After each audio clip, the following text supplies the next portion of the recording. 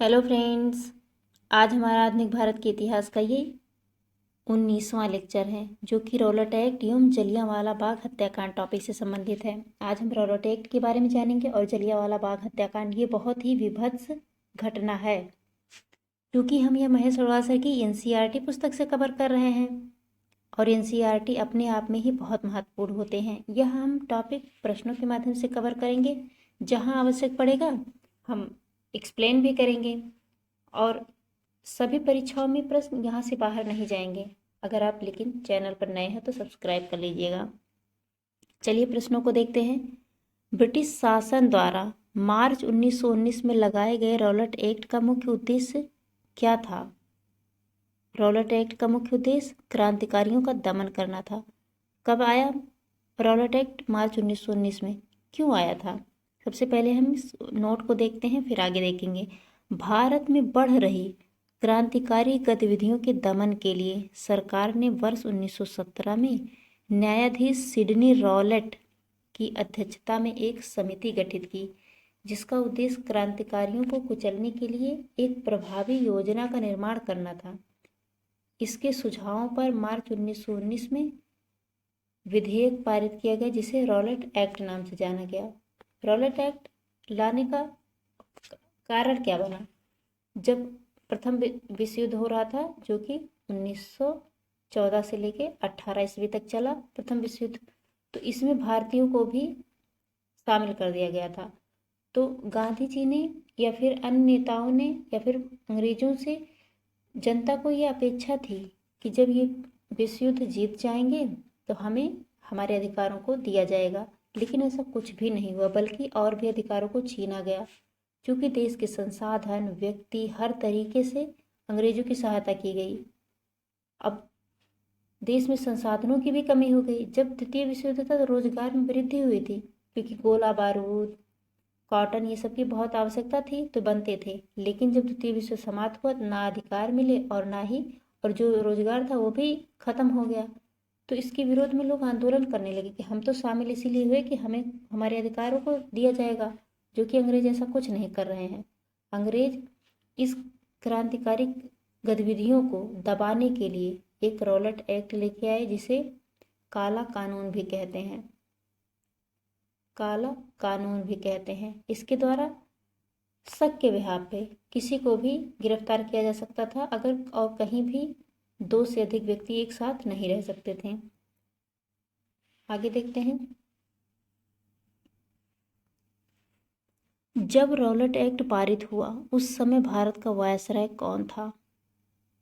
Rowlatt act पारित होने के समय वायसराय लॉर्ड जेम्स फोर्ड थे, जो कि 1919 ईस्वी में रॉलेट एक्ट पारित हुआ। आगे, किस औपनिवेशिक कानून को बिना वकील, बिना अपील और बिना दलील के नाम से जाना जाता है? रॉलेट एक्ट को बिना वकील, बिना अपील और बिना दलील कानून कहा जाता है। इनके क्या अर्थ हैं कि किसी को भी शक के बिहाफ पर गिरफ्तार कर लिया जाता था, उसके लिए कोई भी वकील करने का अधिकार नहीं होता था, ना आप कहीं उसके लिए अपील कर सकते हैं। वो आखिरी कानून था जिसके द्वारा आपको गिरफ्तार कर लिया गया, तो आप उस मर्जी पे है कि आपको कब छोड़ा जाएगा, किस तरीके से दंड दिया जाएगा। इसीलिए इसे बिना वकील, बिना अपील और बिना दलील कानून कहा जाता है, और वह है रॉलेट एक्ट। आगे है, रॉलेट एक्ट के विरोध में किसके द्वारा देशव्यापी सत्याग्रह चलाने का निर्णय लिया गया? देशव्यापी सत्याग्रह चलाने का निर्णय महात्मा गांधी जी के द्वारा रॉलेट एक्ट के विरोध में लिया गया, जिसे रॉलेट सत्याग्रह भी कहते हैं, 1919 ईस्वी में। इसी रॉलेट सत्याग्रह के विरोध में और पंजाब के अमृतसर में एक बाग था, वहाँ पे बैसाख का मेला चल रहा था। उस मेले में उन व्यक्तियों को उतना पता भी नहीं था कि इस तरीके का कानून लागू हुआ है, और वो उस मेले में शरीक हुए बच्चे, बूढ़े, बुजुर्ग। और भाई मेले हैं तो देश की बातें तो होंगी ही। ये घटना बहुत ही विभत्स थी, जिसे हम जलियांवाला बाग हत्याकांड भी कहते हैं। अभी आगे हम देखेंगे। यहाँ पे रॉलेट एक्ट के विरोध में किसने लगान न देने के लिए आंदोलन चलाने का सुझाव दिया था? स्वामी श्रद्धानंद ने कहा कि रॉलेट एक्ट लागू हुआ बिना अपील, बिना वकील, बिना दलील का, तो आप इसके विरोध में लगान ही मत दो। जबकि महात्मा गांधी जी ने रॉलेट सत्याग्रह शुरू करने का सुझाव दिया था और स्वामी श्रद्धानंद ने लगान ना देने का सुझाव दिया था। आगे है the anarchical and revolutionary crime act 1919, जिसे रॉलेट एक्ट भी कहते हैं। इसे सामान्य बोलचाल की भाषा में रॉलेट एक्ट कहते हैं। अतः रॉलेट एक्ट को the anarchical and revolutionary crime act की संज्ञा दी जाती है, अर्थात उसका अन्य नाम है ये। आगे है जलियांवाला बाग नरसंहार, बहुत बहुत बहुत इम्पोर्टेंट। जलियांवाला बाग नरसंहार के पहले कौन सी घटना महत्वपूर्ण थी जो घटित हुई? वह था रॉलेट एक्ट पारित होना, जिसके विरोध में जलियांवाला बाग जैसे नरसंहार हो गया। यह कब हुआ था? 13 अप्रैल 1919 को अमृतसर के जलियांवाला बाग में। इस पर जनरल डायर ने निहत्थी भीड़ पर गोली चलाकर उन्हें मार दिया था। लगभग ऑफिशियल रूप से तो 1,000 है, लेकिन क्या मेलों में 1,000 लोग शामिल होते हैं? लेकिन क्योंकि सरकारी आंकड़ा है इसलिए हम उसी को जानेंगे। आगे है पंजाब के अमृतसर में जलियांवाला बाग हत्याकांड कब हुआ था? जलियांवाला बाग हत्याकांड 13 अप्रैल 1919 ईस्वी को हुआ था, जो कि पंजाब के अमृतसर शहर में है जलियांवाला बाग। आगे देखते हैं। जब जलियांवाला बाग हत्याकांड हो रहा है उस समय भारत के governor general Lord James Ford हैं।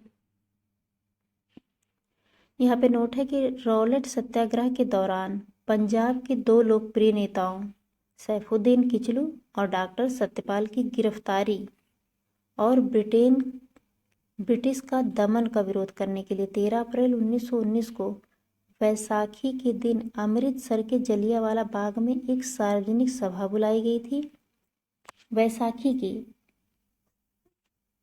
दिन एक सार्वजनिक सभा बुलाई गई, जहां पर जनरल डायर द्वारा निहत्थी भीड़ पर गोलियां चलवाकर लगभग 1,000 लोगों की हत्या कर दी गई। इस घटना को जलियांवाला बाग हत्याकांड के नाम से जाना जाता है। यहाँ पे ये है कि जब वैसाख का दिन था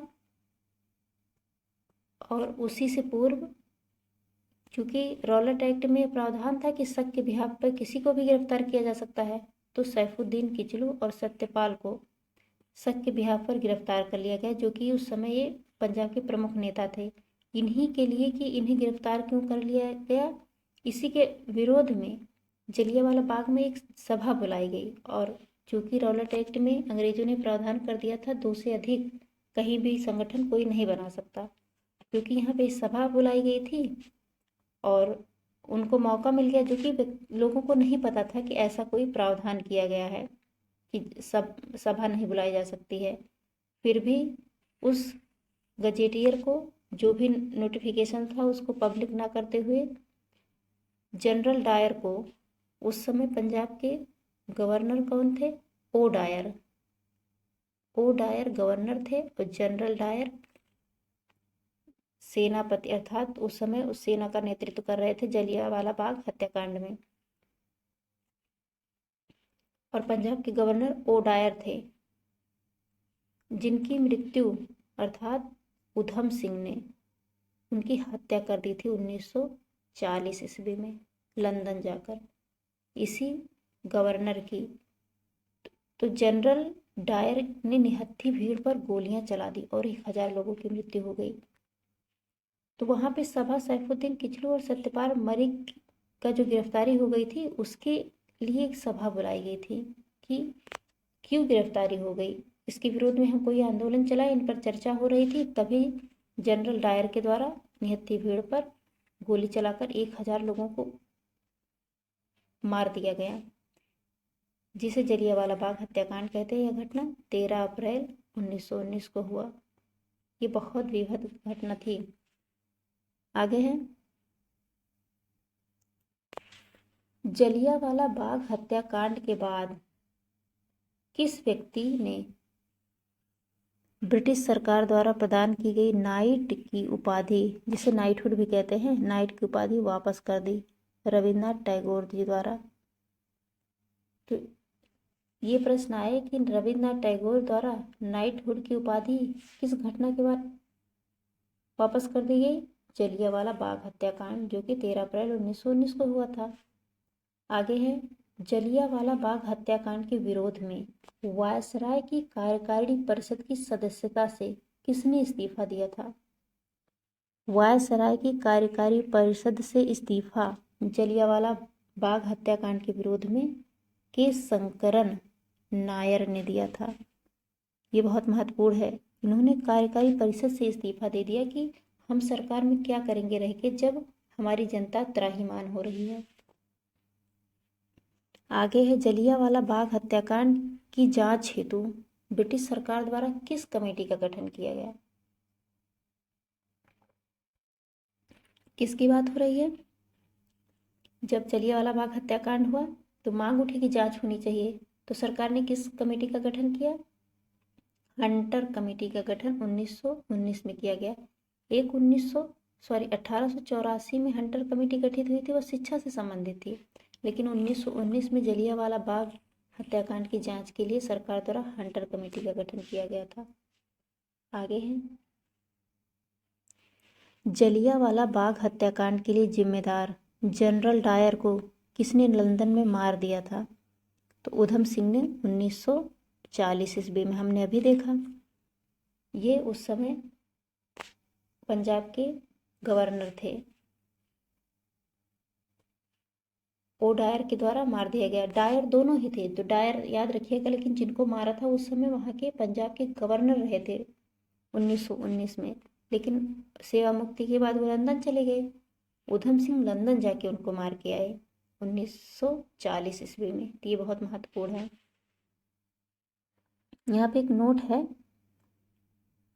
कांग्रेस ने जलियांवाला बाग हत्याकांड की जांच हेतु मदन मोहन मालवीय की अध्यक्षता में एक समिति गठित की। समिति के अन्य सदस्य मोतीलाल नेहरू, महात्मा गांधी, CR दास, बदरुद्दीन तैयब जी और MR जयकर शामिल थे। अतः हम देख रहे हैं कि जलियांवाला बाग हत्याकांड की जांच के लिए ब्रिटिश सरकार ने हंटर कमेटी का गठन किया। उसी समय चूंकि कांग्रेस भी बहुत बड़ी पार्टी थी और राष्ट्रीय स्तर पर थी, इनकी भी सरकार में एक दावा था, तो कांग्रेस ने भी इसकी जांच के लिए कि सरकार पता नहीं निष्पक्ष जांच कर सके कि नहीं, कांग्रेस ने भी जलियांवाला बाग के लिए एक कमेटी गठित की। उस कमेटी की अध्यक्षता मदन मोहन मालवीय जी कर रहे थे और अन्य सदस्यों में मोतीलाल नेहरू, जो कि पंडित जवाहरलाल नेहरू के पिता थे, महात्मा गांधी, ये बहुत महत्वपूर्ण है, महात्मा गांधी उस कमेटी में भाग लिए थे जो कांग्रेस ने जलियांवाला बाग हत्याकांड के विरोध में गठित किया था। CR दास, चित्तरंजन दास, बदरुद्दीन तैयब जी और MR जयकर शामिल थे। तो यहाँ पे हमने देखा, अब आगे देखते हैं। यहाँ पे कुछ स्वतंत्रता संग्राम से प्रमुख संबंधित घटनाएं हैं। ये फैक्ट ही है, चूँकि हमारा फैक्ट है, प्रश्नों के माध्यम से हम इसको कवर कर रहे हैं। चूँकि हम टॉपिक को उतना पढ़ नहीं रहे हैं, प्रश्नों के माध्यम से टॉपिक को रिवाइज कर रहे हैं ताकि हम परीक्षाओं में अधिक से अधिक प्रश्न को सही कर सकें। पढ़ने के लिए तो हमारे पास बहुत हम पहले पढ़ते हैं, लेकिन हम परीक्षाओं में जो प्रश्न आते हैं उन प्रश्नों का बार बार रिवीजन करते हैं। तो उसमें एक है कि स्वतंत्रता संग्राम से संबंधित प्रमुख घटनाएं कौन कौन सी है। जैसे 1885 में भारतीय राष्ट्रीय कांग्रेस की स्थापना हुई। 1905 में बंगाल विभाजन के फलस्वरूप आरंभ हुए स्वदेशी आंदोलन का भारत के विभिन्न क्षेत्रों में प्रसार हुआ। तो 1905 में बंगाल का विभाजन हुआ और स्वदेशी आंदोलन शुरू हुआ। 1906 में मुस्लिम लीग का गठन किया गया। 1909 में इंडिया काउंसिल एक्ट आया, जिसे मॉरलो मिंटो सुधार भी कहते हैं, जिसमें मुस्लिमों को पृथक निर्वाचन दिया गया। 1912 में बंगाल विभाजन रद्द की गई और राजधानी दिल्ली स्थानांतरित कर दी गई।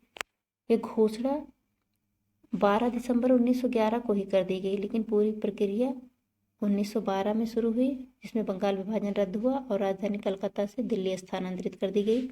और 1911 में ही द्वितीय दिल्ली दरबार का आयोजन किया गया था। तृतीय दिल्ली दरबार का आयोजन 1909 ईस्वी में, जिसे हम गवर्नमेंट ऑफ इंडिया एक्ट के फलस्वरूप प्रथम विधानमंडल में निर्वाचित व्यक्ति कौन थे? हमने अभी देखे सत्येंद्र प्रसाद सिन्हा जी थे। आगे है 1929 ईस्वी का एक्ट, भारतीय राष्ट्रीय कांग्रेस द्वारा पूर्ण स्वतंत्रता का आह्वान किया गया। 1929 की महत्वपूर्ण घटना क्या है?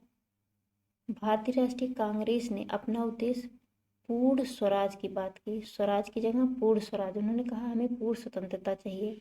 उस समय 1929 के कांग्रेस अधिवेशन की अध्यक्षता पंडित जवाहरलाल नेहरू कर रहे थे। तो इसलिए 1929 बहुत महत्वपूर्ण है, तो याद रखिएगा। जिसमें पूर्ण स्वतंत्रता की बात की गई इसी अधिवेशन में। प्रत्येक वर्ष 26 जनवरी को स्वतंत्रता दिवस मनाया जा रहा था और इसी को ऐतिहासिक बनाने के लिए 26 जनवरी को हमारा संविधान लागू हुआ। जबकि 26 जनवरी 1950 को लागू हुआ, जबकि हमारा संविधान बनकर 26 नवंबर 1949 को तैयार हो गया था। लेकिन इसी तिथि को 1929 की तिथि को ऐतिहासिक बनाने के लिए थोड़ा सा इंतजार किया गया था। आगे 1935 की महत्वपूर्ण घटना क्या है? गवर्नमेंट ऑफ इंडिया एक्ट के द्वारा 1935 में आया, उसके द्वारा विधानमंडल की शक्तियों में विस्तार किया गया और निर्वाचन क्षेत्रों में वृद्धि की गई। पहले जो व्यक्ति बहुत पढ़े लिखे थे और कुछ एक सीमा से अधिक राशि रखते थे उन्हीं को वोट देने का अधिकार था, लेकिन इसको विस्तारित किया गया। और 1940 की महत्वपूर्ण घटना, मुस्लिम लीग द्वारा पाकिस्तान के निर्माण का आह्वान किया गया। हम देखे हैं ना कि चौधरी रहमत अली के द्वारा पाकिस्तान शब्द का इजाद किया गया। तो यह घटना 1940 ईस्वी में हुई। आगे है वर्ष 1942 ईस्वी एवं 1946 ईस्वी क्यों महत्वपूर्ण है? 42 भारतीय स्वतंत्रता के लिए समझौते की शर्तों को तय किया गया और 1946 में कैबिनेट मिशन के द्वारा भारतीय संविधान सभा का गठन किया गया, जिसमें कैबिनेट मिशन असफल रहा था। बात कैबिनेट मिशन में भी संविधान सभा की गई थी, लेकिन इन्होंने पूर्ण स्वतंत्रता की बात नहीं की थी। फिर जब आगे देखते हैं,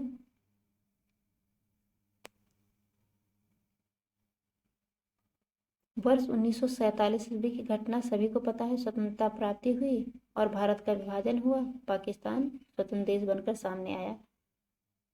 तो यहाँ पे एक फैक्ट है कि हंटर कमीशन की रिपोर्ट जो कि जलियांवाला बाग पर गठित की गई थी, उस पर महात्मा गांधी ने कहा कि पन्ने दर पन्ने निर्लज्ज सरकारी लीपापोती की संज्ञा महात्मा गांधी जी ने हंटर कमेटी की रिपोर्ट को दी थी। तो कई बार ये प्रश्न आता है, ये कथन दिया जाता है पन्ने दर पन्ने निर्लज्ज सरकारी लीपापोती की संख्या महात्मा गांधी जी ने ये जो संज्ञा है वो किसको दी थी? तो हंटर कमीशन को दी थी। तो आप इसको याद रखिएगा।